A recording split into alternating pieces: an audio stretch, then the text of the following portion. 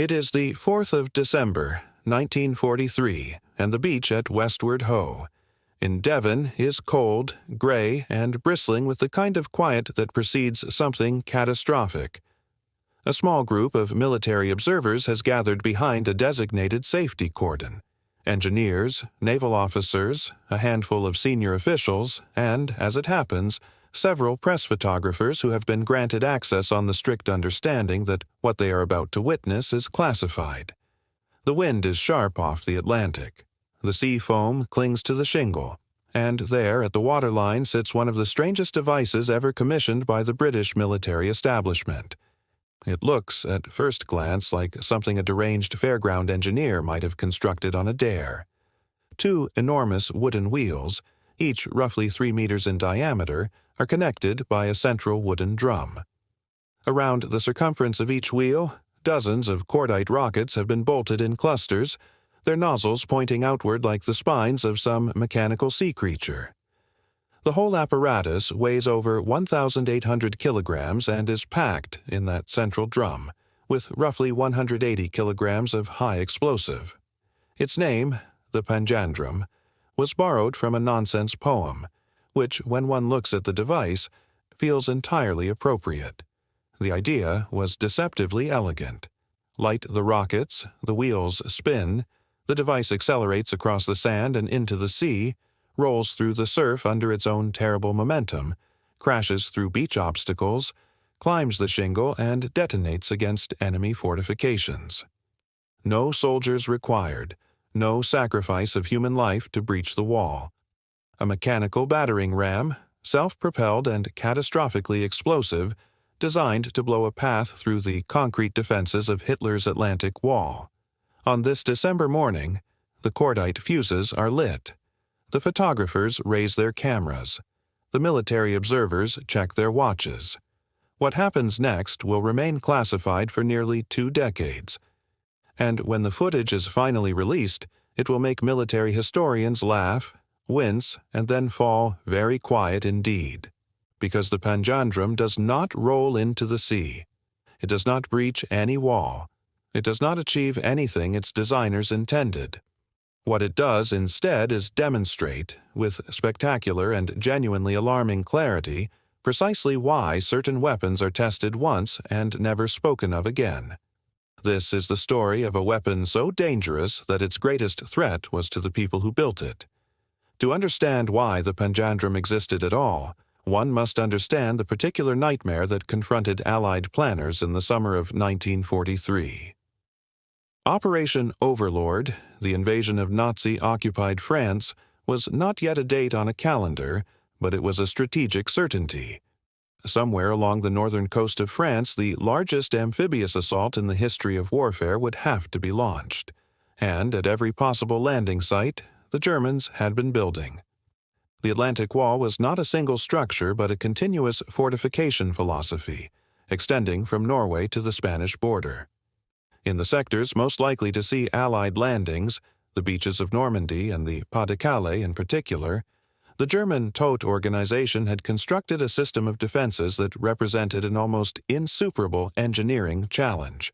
Concrete bunkers housing 88mm guns, reinforced machine gun positions with interlocking fields of fire, artillery emplacements capable of destroying landing craft kilometers offshore, and in front of all of this, extending from the dunes to the waterline, a belt of obstacles designed to rip the bottom from any craft that attempted to beach.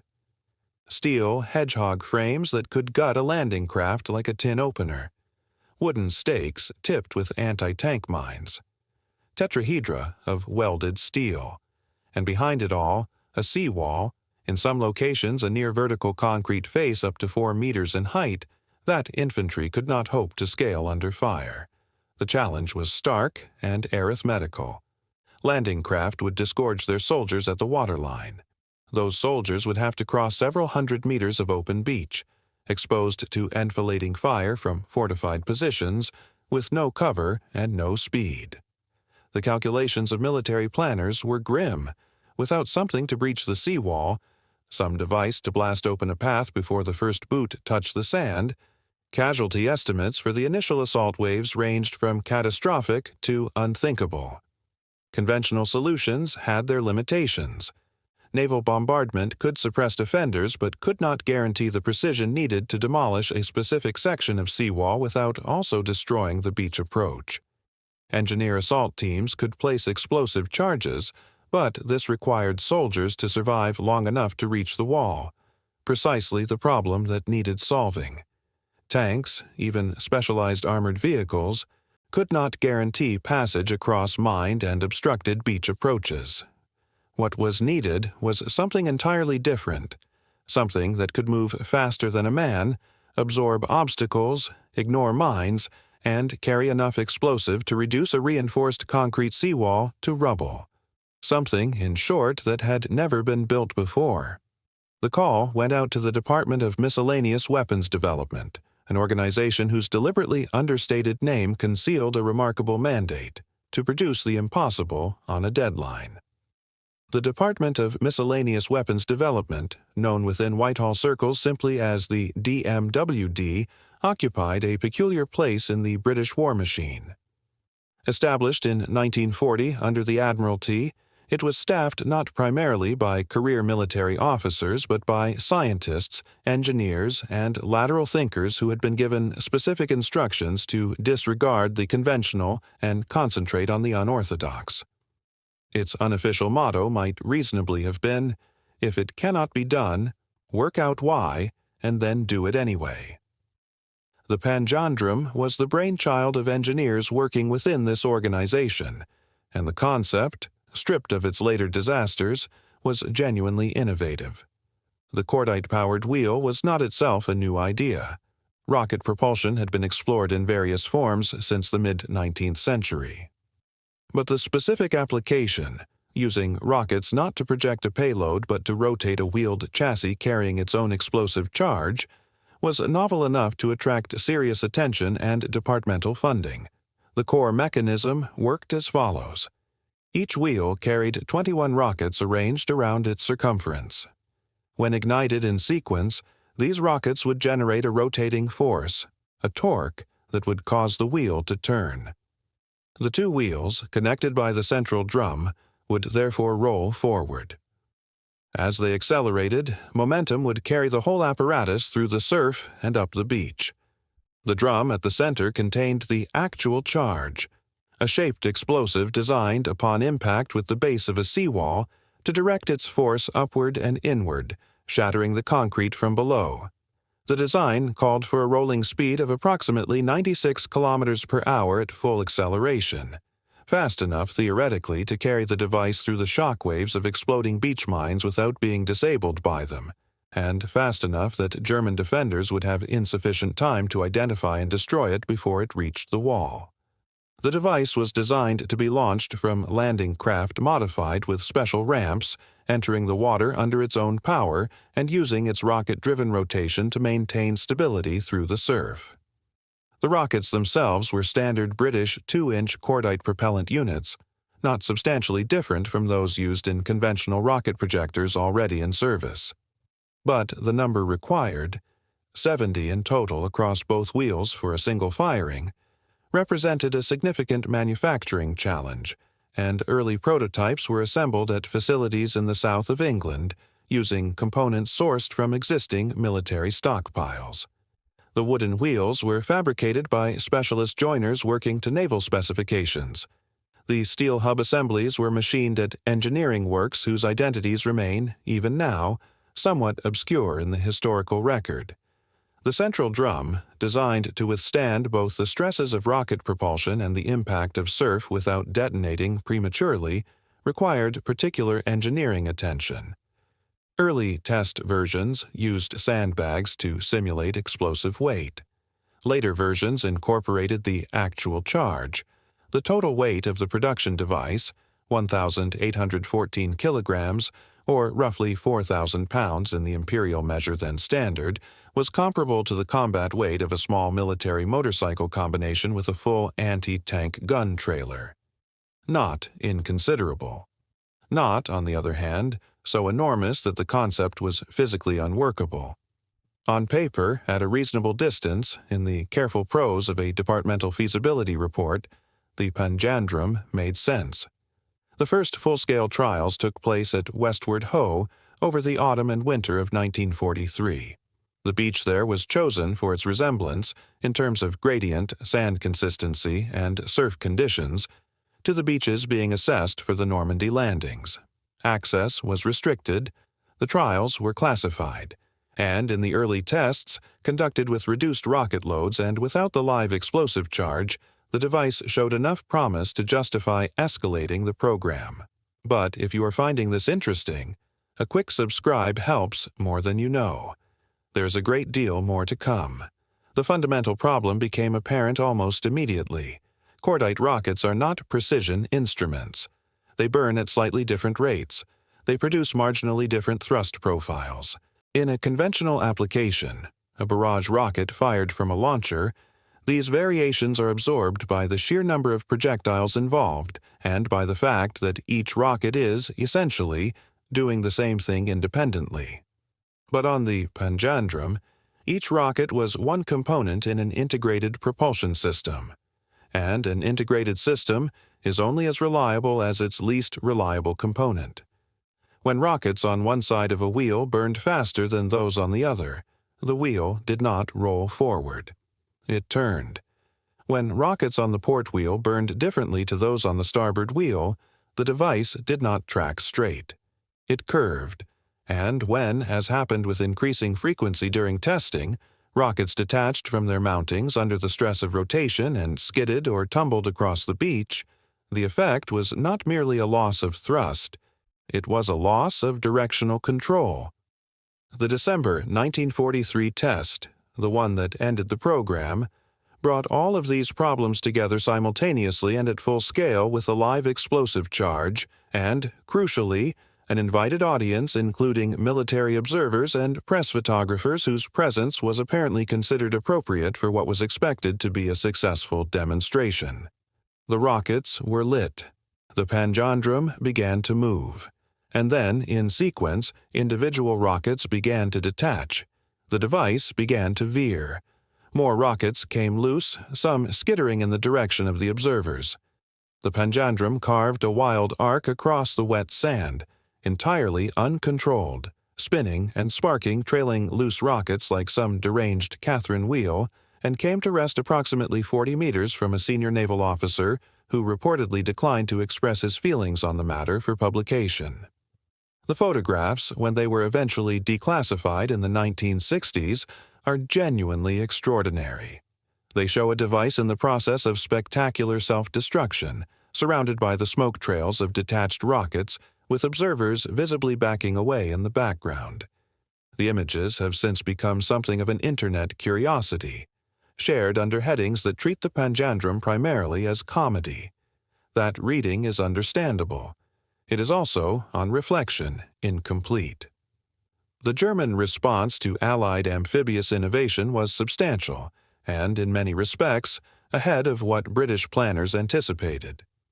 German engineers had developed their own beach obstacle system specifically to defeat the kind of mechanical breaching devices that the DMWD was working on. The Element C, a large steel frame with attached mines, designed to be submerged at varying tide levels, was precisely the sort of obstacle the Panjandrum was meant to destroy. German defensive doctrine also incorporated rapid-fire anti-tank guns specifically sited to engage mechanized beach equipment at close range. In comparison, American planners had taken a different approach to the seawall problem. The United States Army Corps of Engineers developed the Snake, a long, flexible tube of explosive that could be pushed across a beach by a flail tank and which detonated on contact with the seawall's base. The Snake shared the Panjandrum's basic philosophy of using a self-propelled explosive to breach fixed defenses, but was mechanically simpler, slower, and required an armored vehicle to deliver it. It worked, after a fashion, though its operational record in Normandy was uneven. The British alternative that actually reached Normandy was not a single device, but a family of modified tank variants developed under the general program known as Hobart's Funnies, after Major General Percy Hobart, whose 79th Armored Division was responsible for their deployment. The AVRE, Armored Vehicle Royal Engineers, carried a petard mortar capable of lobbing a 26-kilogram demolition charge against fortified positions at short range. The Churchill AVRE had an effective range against concrete of approximately 80 meters. It required a crew of 6. It needed to reach the beach before it could fire. It was vulnerable to anti-tank fire. But it worked. The Panjandrum's comparative advantage, speed, the absence of an exposed crew, the capacity to deliver a larger charge at greater velocity, remained theoretically compelling even after the December 1943 disaster. Further development was quietly pursued into 1944 before the program was formally suspended. The operational window had closed. The landings were approaching. There was no time. The actual historical impact of the Panjandrum is essentially zero. No Panjandrum was ever deployed in combat. No seawall was ever breached by one. No German soldier ever confronted the device in the field. In the ledger of the Second World War, it occupies no column. And yet the program was not without consequence. The specific engineering lessons learnt from its failure, particularly regarding the unpredictability of coordinated rocket propulsion systems under field conditions, fed into subsequent British research on both naval rocketry and vehicle-mounted projectors. The DMWD's broader work, of which the Panjandrum was one component among dozens, produced a significant number of devices that did reach operational service, and the institutional culture of experimental willingness that produced the Panjandrum also produced the Pluto pipeline, the Mulberry Harbor, and the Canal Defense Light. The British capacity for lateral military engineering in this period was genuine, and the Panjandrum was its most spectacular failure. There is a tendency, when examining history through the lens of outcome, to treat failure as simple evidence of foolishness. This reading misses something important. The problem the Panjandrum was designed to solve was real. The casualties sustained in the initial assault waves at Omaha Beach on the 6th of June, 1944, where American forces, who declined the offer of British armored engineering support, faced precisely the kind of fortified seawall the Panjandrum was meant to destroy, were horrific. By some estimates, over 2,000 Americans became casualties in the first hours of the Omaha assault. The British and Canadian beaches, where Hobart's funnies were deployed in numbers, saw dramatically lower initial casualty rates. The Panjandrum failed. The need it was designed to meet was real. Today, no complete surviving example of the Panjandrum is known to exist in any public collection. A partial reconstruction, assembled from period photographs and the fragmentary technical documents that survived post-war declassification, was produced for a television documentary in the 1990s. The Royal Navy's own records of the program are incomplete. Some documents were destroyed in the routine post-war culls of classified material, and others remain restricted in ways that historians have found difficult to challenge. Return, if you will, to that December beach. The wind is still sharp. The foam is still there. The observers have backed to a safe distance, or what they hope is a safe distance, and the air around the Panjandrum is thick with the acrid smoke of burning cordite. The device has stopped moving. The live explosive charge in its central drum has, mercifully, not detonated. The photographers are still shooting, because whatever they expected to photograph, this glorious, appalling, slightly surreal mechanical failure, is better than the alternative. Consider what has just happened, and what it means. A team of genuinely talented engineers, working under conditions of real pressure, with real resources toward a real military objective, produced a device that was simultaneously too dangerous to operate and too unpredictable to aim.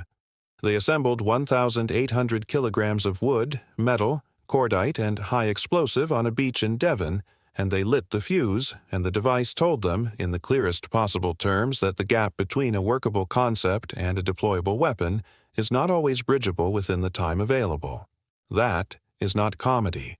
That is the fundamental condition of military engineering under wartime constraint. You work with the materials you have. You test with the time you have. You fail in the ways the physics allows. And sometimes the physics allows you to fail in front of naval officers and press photographers on a windy beach in December.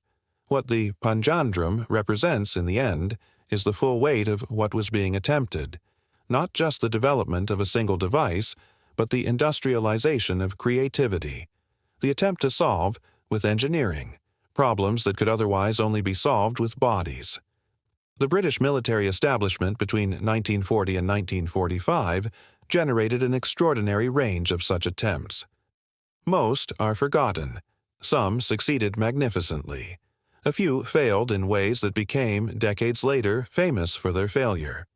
The panjandrum was classified not because it was successful. It was classified because the images showed something the military establishment was not prepared to share with the public: the full, unguarded, somewhat terrifying spectacle of improvisation at war, the gap between the weapon imagined and the weapon built, the distance between the drawing board and the beach. That gap is where history actually lives, not in the victories, the clean lines of outcome, the neat columns of casualty figures, the triumphant narrative of what ultimately worked, but in the cold mornings when something enormous and dangerous and entirely uncontrolled goes spinning across the shingle, scattering rockets like a pinwheel in a gale, and the men who built it stand very still and do not say anything at all. The panjandrum was tested once, deemed too dangerous to proceed, and locked away.